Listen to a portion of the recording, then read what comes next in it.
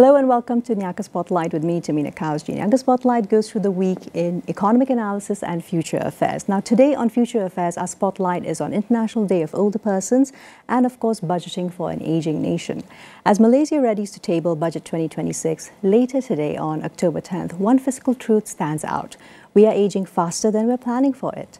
By 2024, 11.6% of Malaysians were already aged 60 and above, while those 65 and older reached 8% this year. A share projected to also rise to 14.5% by 2040.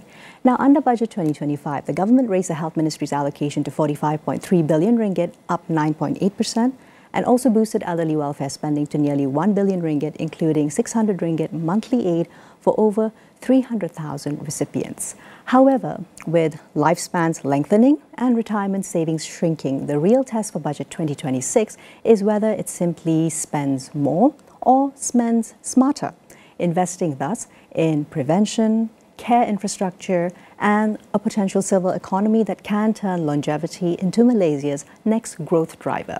Now, this is an especially timely focus given the International Day of Older Persons on the 1st of October and National Senior Citizens Day on 5th of October. The renewed Elderly Action Plan, Plan Tindakan Warga Emas Negara, PTWEN 2026-2030, which was launched on the 5th by Minister of Women, Family and Community Development, Datuk Sri Nancy Shukri, is also intended to serve as a blueprint to reinforce long-term elderly care, governance and expand awareness programs on aging at the individual, family and community levels. Today on NIAGA Spotlight, we unpack how Malaysia can build a society for all ages through data, dignity and fiscal discipline, with insights from speakers joining us in the studio. Tyng, Senior Research Officer, Malaysian Research Institute on Aging, MyAgeing at University Putra Malaysia, UPM. Tengku Aira, Tengku Razif, Assistant Representative with the United Nations Population Fund, the UNFPA in Malaysia, and Dr. Melody Am, Secretary General with the Malaysian Association for Social Care Professionals and Homes for Senior Care Industry, or MASOC Care. A very good morning to all of you. Thank you so much for being with us here in the studios. So, perhaps to get the discussion started off, Chai, from MyAgeing's perspective, let's look at setting the scene with a much bigger picture in place and looking at redefining the silver workforce.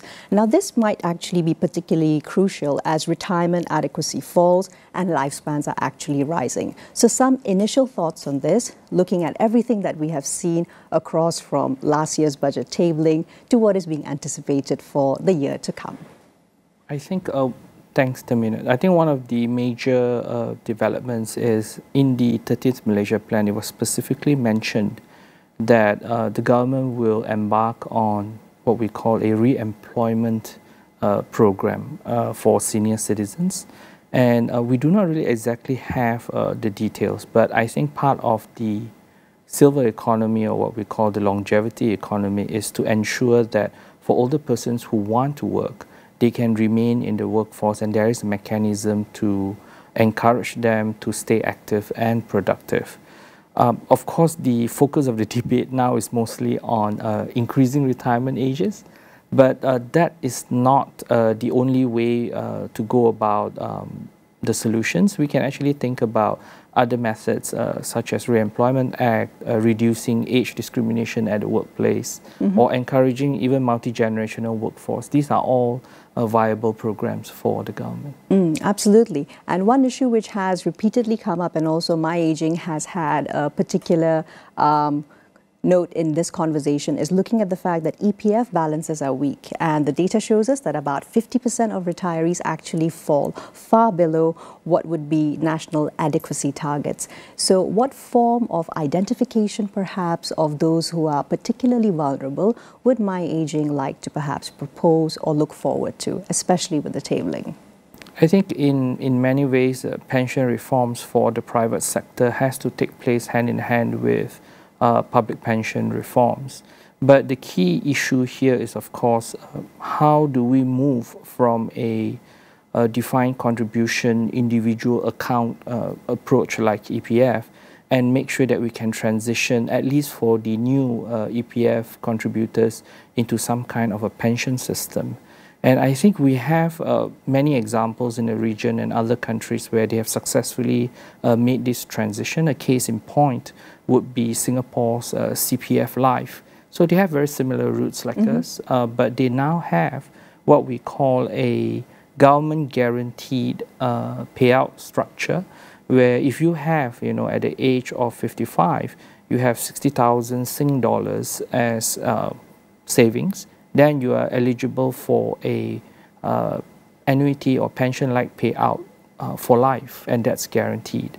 So we can take a look at the lessons from Singapore and other countries, but the definitive feature is that we have to change. I mean, there are things that has to be changed, and it's just a question of how do we get consensus, or how do we get compromises along the way. And speaking of compromises, and also at the same time trying to identify that nobody gets left behind, Tengku Aira, let's go into, of course, digging a little bit deeper from UNFPA's perspective about what true inclusion might mean on the occasion of not only IDOP, but also forward-looking towards how we can ensure that we are being truly inclusive in allocations, and not only from perhaps a welfare sort of an approach for our older persons.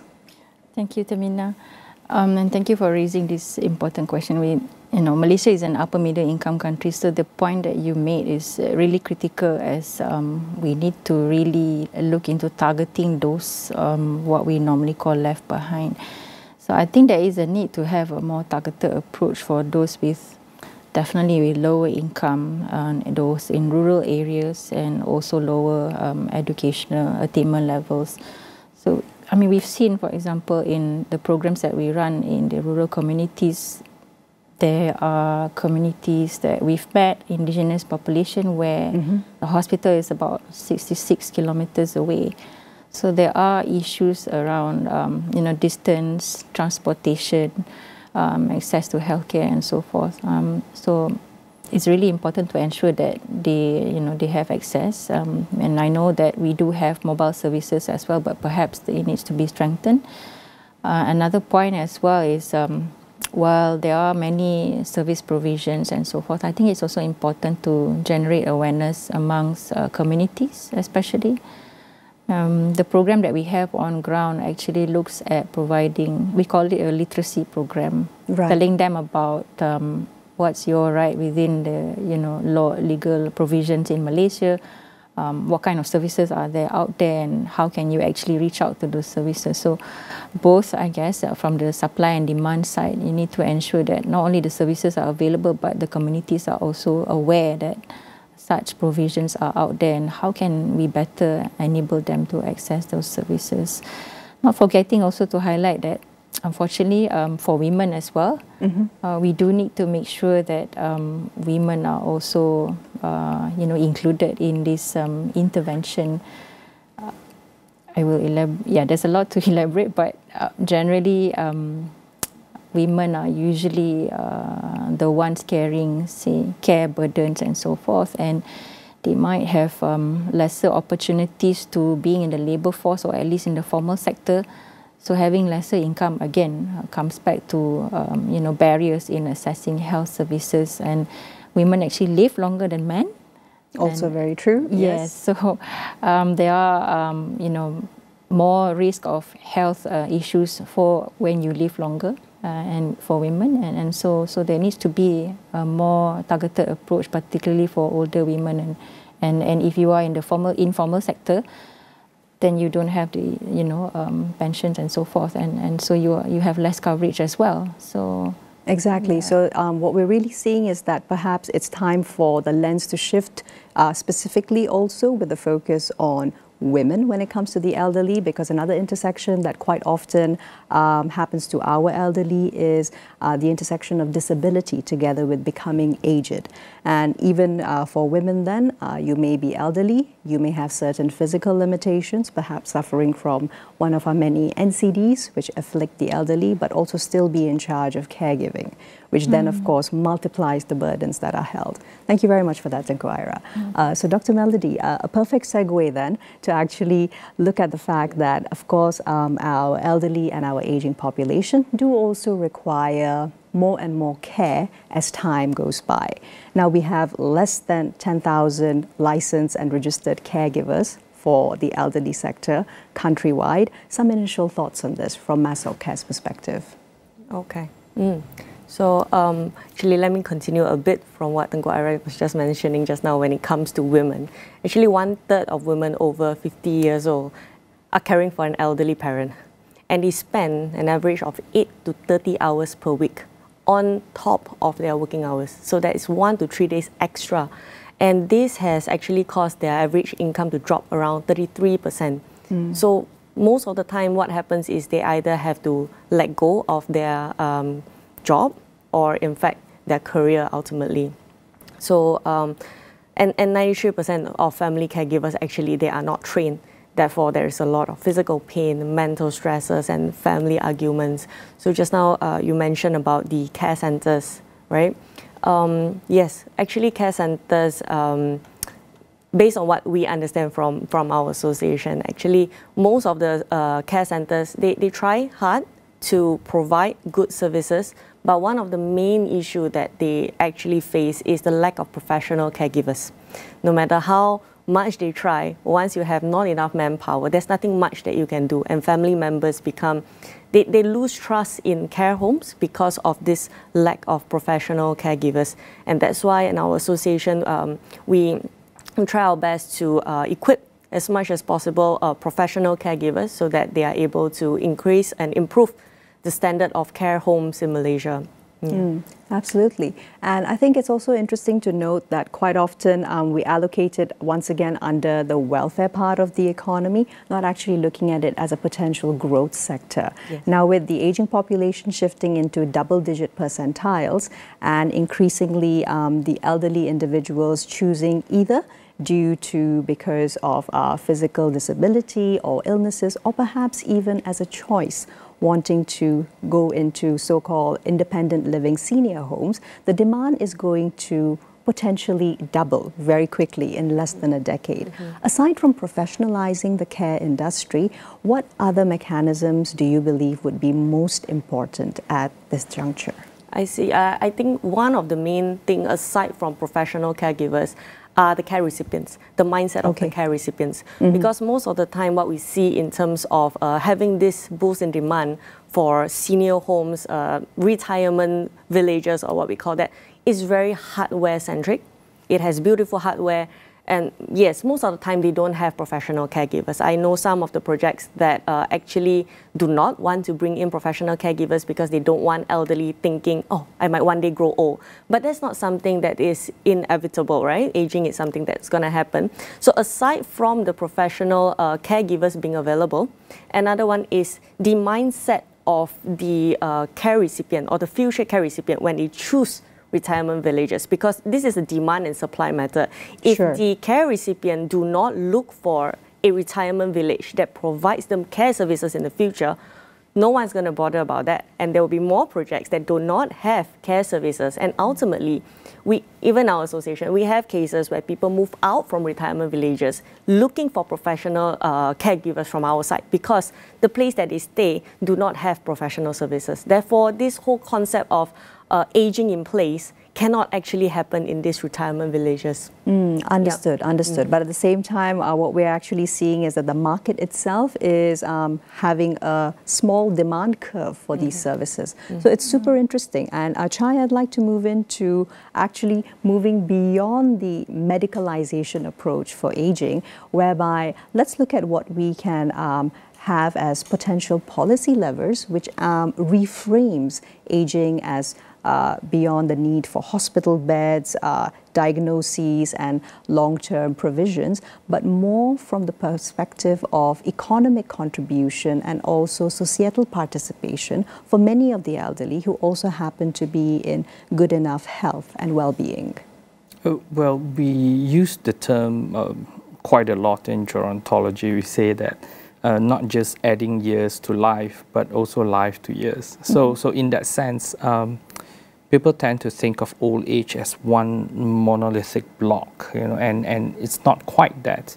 We actually subdivide it, in conventional terms. We call it the third age and the fourth age. And the third age is a period where you are released from obligations from your main work and you have free time to decide what you want to do with your life, you know, and of course at this early juncture, you know, the early retirement honeymoon period, people would travel and enjoy themselves. But cost factors aside, you know, what do you want to do with the time that you have, you know, preventing disease and illnesses, you know, so that you don't slip into old age prematurely?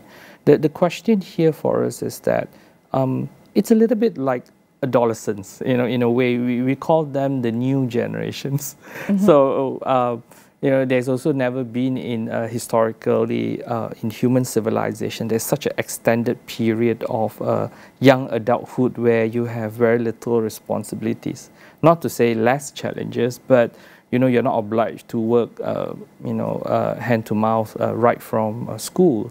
So these extended periods, you know, in sociological terms, we have what we call a phase of time period where you can call it leisurely pursuits. But I'll be frank, you know, it's actually just that when you have extended life expectancy, you know, you have to ask the question about what am I going to do to fill this time with, you know, sure. Health permitting, financing and wealth permitting. But I believe that this is where, when we look at the life course approach, you know, UNFPA promotes that quite a bit, is that we have these pathways or trajectories in life. And as we talk about marketization or commodification of care, these are all interlinked transitions, you know, in the life course. And when we look at what we call the new retirees of the future, we can expect that they'll be more educated, they'll be healthier, and they probably have more demands. You know, they won't be happy with your run-of-the-mill retirement home or old folks' home. So this is where things change, and people have to realize that we cannot use a yardstick from, let's say, 50 years ago. You know, we had old folks' homes back then, but therefore, elderly with no next of kin, you know, is a form of issue with abandonment, but we maintain the stigma till this day. In a sense, yeah, yes. In that sense. Even though we've progressed. Yes, yes. And of course, the market itself is changing. In the past, I would say it is still a majority financed by adult children, but future cohorts of the elderly would have the means to buy services for themselves. So I think at the end of the day, these are some of the changes that will take place, but it won't be plain sailing or obvious, because people cannot imagine what they have not seen or they have not experienced. So a lot of time, a lot of our persistent dislike or some perceptions about certain services is tied to our earlier assumptions of that industry or that group. So when we did University of the Third Age with UNFPA support, it started from a very basic idea, is that I need pictures of elderly that is not sad looking. You know, I needed some pictures of the elderly who are in swimming pool or exercising. They have or agency, they exactly. are, you know, going about daily activities. Yes. Exactly. So I think we have come a long way, you know, considering the idea of active aging, healthy and productive aging.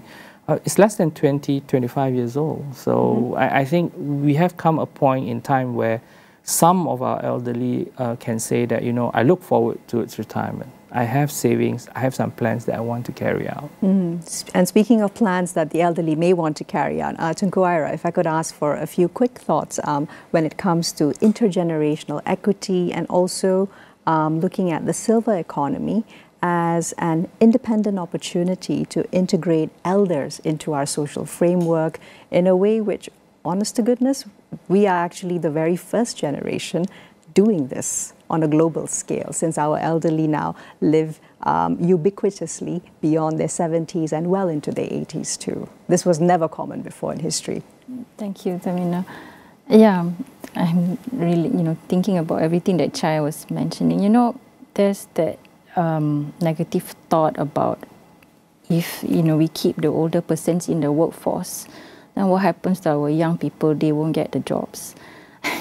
It's not true that, you know, there's a certain number of jobs in the market, and then if somebody takes it, and then you would lose that job. Really, World Bank data actually shows that in the employment, when you employ more older persons, you actually have more employment for young people. I mean, I guess the bottom line, the message is that whatever the population composition is of a country, there is benefit to what each person brings to the table. And we've experienced it ourselves within our office. When we hire a 70-year-old retiree, and when we hire a young volunteer, at 25 years old, they both bring different skills and assets to the table. So really there is many intergenerational solidarity and complementary approaches.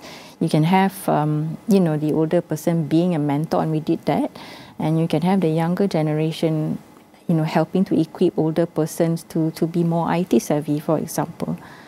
Yeah, so I don't think we should look at silver economy as whatever the economy is, whether it's silver or whether we are in a composition of majority younger population. We should leverage on it and see the benefits of how we can reap the benefits. There's plenty of opportunities. You mentioned about how there can be, Dr. Melody was mentioning about care professionals. That should be a whole new industry that we can invest in, right? Mm-hmm. So if we have more older population, why not, expand and, allow the economy to grow and invest in care professionals. If it was children, then yes, invest in childcare. So we should really be investing in areas where it is really aligned to what the composition of the population is.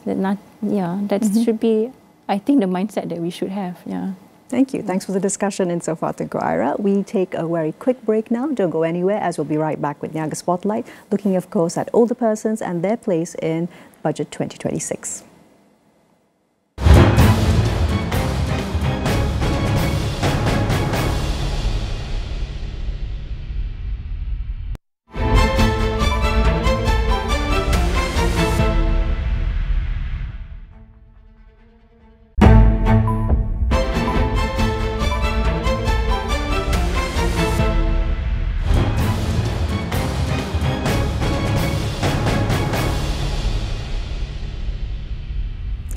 Welcome back to NIAGA Spotlight, still with me, Tehmina Kaoosji, and today we're having a look at older persons and their place under Budget 2026 with a live panel in the studios. Dr. Melody, going straight back into the conversation and looking in particular at quality and trust in care facilities for older persons. Now, of course, the demand for elder care services is rising, but at the same time, the inconsistent quality and also key cases of neglect, they do hamper and dampen public confidence. Some initial thoughts around this? Right. Yes, it is unfortunate that most care homes struggle to maintain good standards despite their good effort, good intention to do this. One of the main reasons, again, is back to the fact that there's no good professionally trained caregivers. Most people say we can't find them. They're not in Malaysia. We have to get them from overseas, and that's why they most of the time look for foreign mates who are clearly not trained, or some who are better, which are better care homes. What they do is they bring in the medical professionals, but unfortunately, what happens is the price will go up, and sometimes it's harder for people to afford because of that. And our association, we work closely with the Japan government, so we study a lot of how the Japan care homes are doing. Their standards are good, safe, ethical, accountable, and their waiting list is very long. So how can they do it given that they have actually even lesser young people? So one of the things that they have is this care philosophy that they have. It's called Kaigo. So what we did was we brought in this Kaigo philosophy and we customized it into the Malaysian context, and we have been training people to do this. So what Kaigo really is about is to return independence and dignity to the elderly. So it's not so much having more professionals. Right. It is having professionals giving back autonomy and dignity back to the elderly so that the elderly is still able to do what he or she is able to do. So this philosophy, thankfully, some of the care homes have sent their people to us for training, and it has improved some of the condition in their care homes. But in my honest opinion, to change this in a big way in Malaysia is going to take a very, very long time. In fact, it's quite hard because most of them are, you know, they have certain considerations and training is not their main thing. And that's why we are also establishing some of this 100% Kaigo method care centers down the road. Some of them, if they don't want to go for care centers, the other options that they go for is home care services. In-home, yes. Yes, so the association, what we are also going to launch is we have a Keraton home care project that this is under Cradle Fund by MOSTI. So this project, basically what it does is it has a way to ensure that all the caregivers have decent wages. Because most of the time, that's another big issue why people don't want to be in this industry is because the pay is not good. Of course. And it shouldn't be that way. So we have came out with a career development pathway such that caregivers will get good pay and they can get more training and get more good pay. Yes. And also, one of the things that we also included is the fact that just now we were mentioning how the older group of people, actually, they can also contribute back to the workforce. And Tengku Aira mentioned the word mentoring, which is very similar to what we have. Our elderly caregivers, or more senior caregivers, we actually have a system such that they will mentor the young ones, and they will actually get passive income when they grow old. So that by the time they are old, they have enough money to actually get care services themselves. So it's sort of like, you know, building a bank for your own future. Yes, and I think this is a really different revolutionary approach. Of course, super aged societies like Japan would be the best test beds. But ideally speaking, would you say that perhaps a mixed method sort of an approach might work better for Malaysia, so that we already have perhaps a certain segment of the elderly population with the demands for such care, who may be then able to live more well on a daily basis, but then also integrating it with those who will need it at a later point in time? Yes. So when we brought in this version from Japan, we have greatly localized it, because to a certain extent, Japan, everybody knows this common language, and for Malaysian context, a lot of the public are still like, what? We're an aging society now?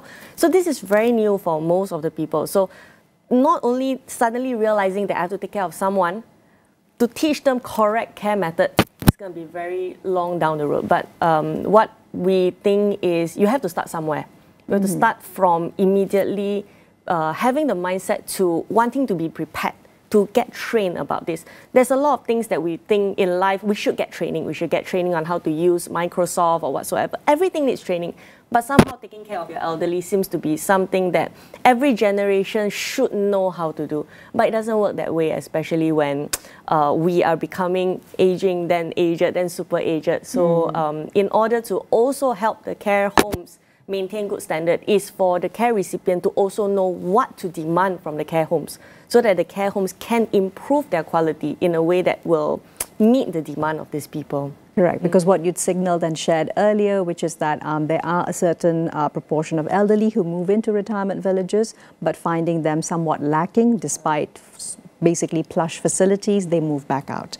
Chai, moving the conversation further into looking at predictive modeling, especially for crisis prevention. Now, of course, the understanding is clear that those who are elderly will be disproportionately impacted by everything from climate-related events to pandemics or even economic realities such as cost of living and pressures. And how can predictive analytics, perhaps even AI modeling, be able to assist us in actually identifying what exactly we can anticipate in the near future? We're talking within the next 3 to 5 years. This is no longer a decade in the future or even a generation. I think what comes to my mind is actually the Sendai framework, you know, where they have internationally designed responses, and they did highlight older persons as a particularly vulnerable group. I think even back earlier, you know, when we were looking at disaster relief management, elderly women and children was actually already highlighted and targeted as a key demographic that requires a specific set of responses. But not to take anything away from NADMA and whatever responses that we have nationally. We have to understand that for disaster relief management, climate change and all that, we are talking about communities. So a good disaster relief management plan is only as good as how well a community can be organized, you know, to preempt this information. So sometimes there are macro steps that can be taken. You know, it's a bit like what Dr. Melody mentioned about the professionalism of the care workforce. So if you do not have, for example, a household registry system, for example, and you do not know how many elderly that are vulnerable in your area or your local government area, then it is very difficult to implement and execute these, what we call disaster relief plans.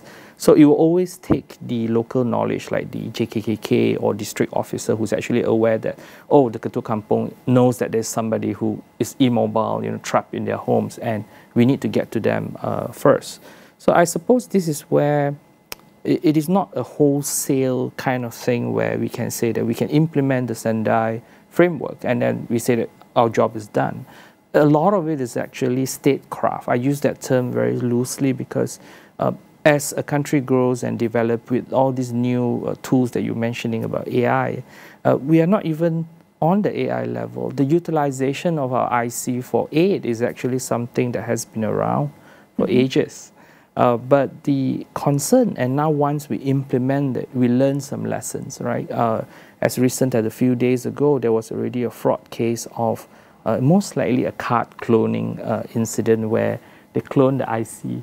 So they have been spending that 100 ringgit for them, and when the person went to the shopping market, they didn't have it for yeah, themselves. They said, you have already spent That's yours. Right. So that is why I say that, you know, at the end of the day, these things are processed. So whether it's disaster relief or care economy that the government is planning and working on, it will take us some time to fine-tune the mechanism. And I believe the same is happening now for the energy subsidy, the fuel subsidy that's happening. Right. So I think, as Aira mentioned, you know, targeting is important. We can do better if we have more precise targeting. That's why household registration systems and all these are part of the design and language for public policy. Absolutely. And also perhaps referencing the recent floods which occurred in Sabah and also the historic level of landslides, etc. That could also be an interesting model to, at a ground level, on a localized state level, to then track which of the affected villages actually lost healthcare access, how many elderly were affected, because that can actually go into your logbooks, which hopefully in the near future can be digitized and then lead to at least a statewide approach. The good news is we are very close. Yeah. Because we have, unlike many countries, we have a national identity card system. Theoretically, the address is supposed to match, but this is why I say that we are very close. These are tools that are being utilized now, and we are seeing it happening. Yeah.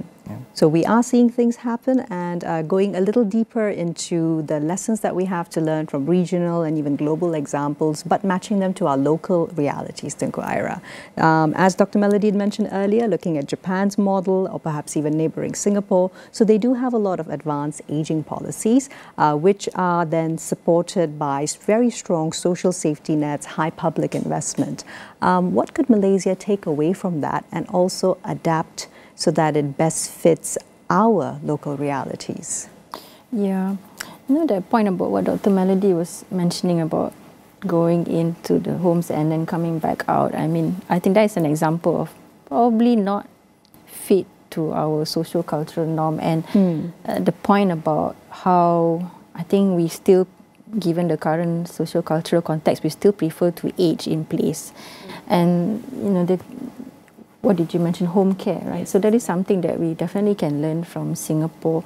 We had before piloted the aging-friendly city in Tyng with MyAgeing. I remember you had that. So, I mean, these are the kinds of initiative where you look at to help people still age in place, but allow community-based interventions. Those are the kinds of things that Singapore has, you know, invested in, and so everything is age-friendly, infrastructures, everything is in place so that you can still find ways to do things independently, because the idea of going into homes, for a lot of us, we still feel like something that you shy away from, or it's a stigma, or from the family concept that we have, it feels as though, you know, you don't want to care for your parents anymore, when that can actually, it's actually on the contrary. Sometimes when people weigh all the options And as Dr. Melody was saying, that you need skills as well, especially if there are particular severe illnesses and so forth. Right. You also have to be in the labour force when you weigh all of the options, and perhaps if you also have your own young family to raise, exactly. The sandwich generation crisis. Capacity and resources within all of that. Sometimes the best options is to actually send them to homes, but then people have this negative idea. We're not yet in a situation where we feel that this is something acceptable. But I think, if I can also highlight another thing in terms of the costs that we are, facing with when you have a lot of care burden, big a country being an aged nation, it comes with a high cost. And you mentioned public investment. Perhaps we can learn something from Japan, where they actually encourage private investment. We should leverage on private sector, their capacity to invest in this industry. They have a national long-term care insurance, right?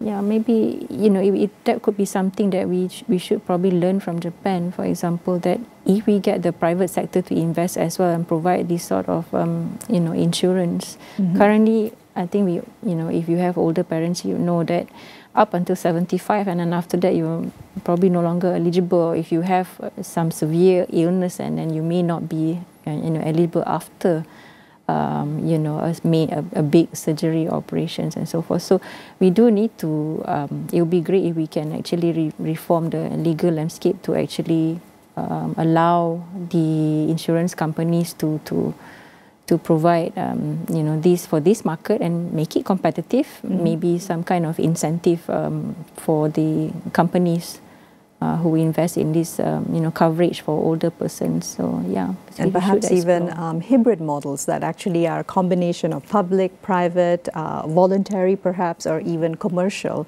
All of that coming together. It does not have to be something that's nationwide rollout.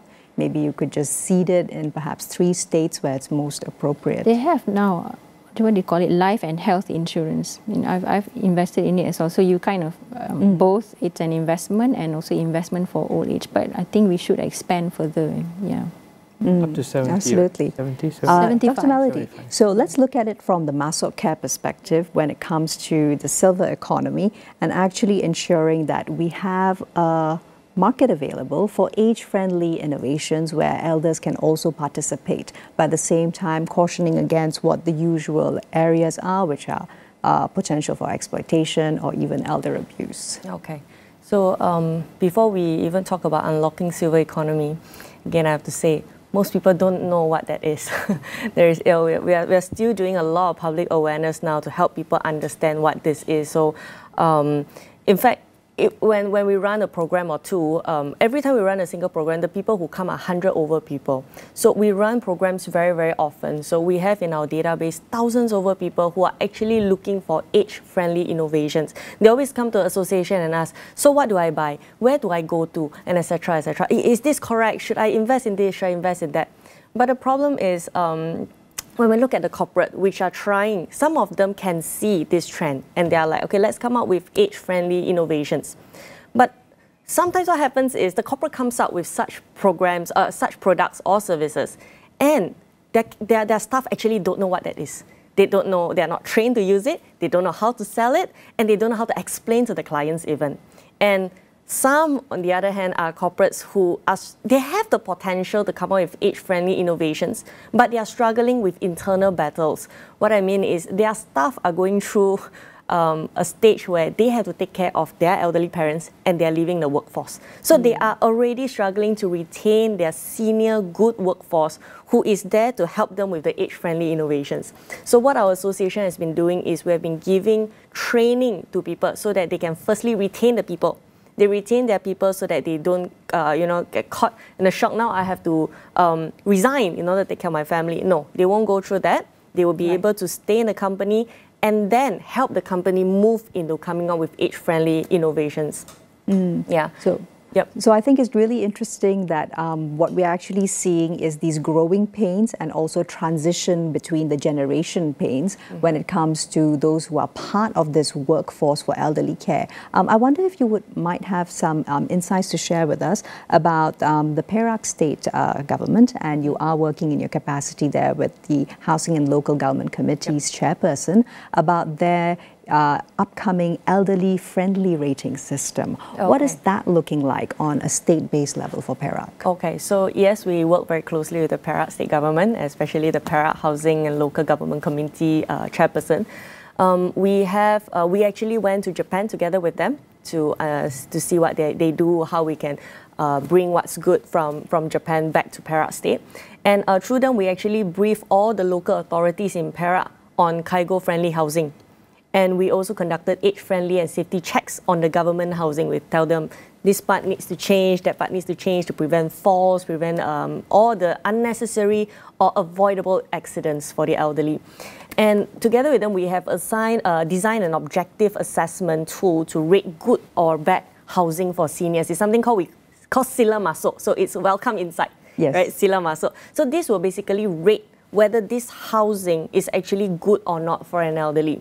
So if I were to go in a bit about this Sila MASOC, Sila actually in full, it means safety, inclusivity, livability assessment. So this is an assessment tool that our association has developed.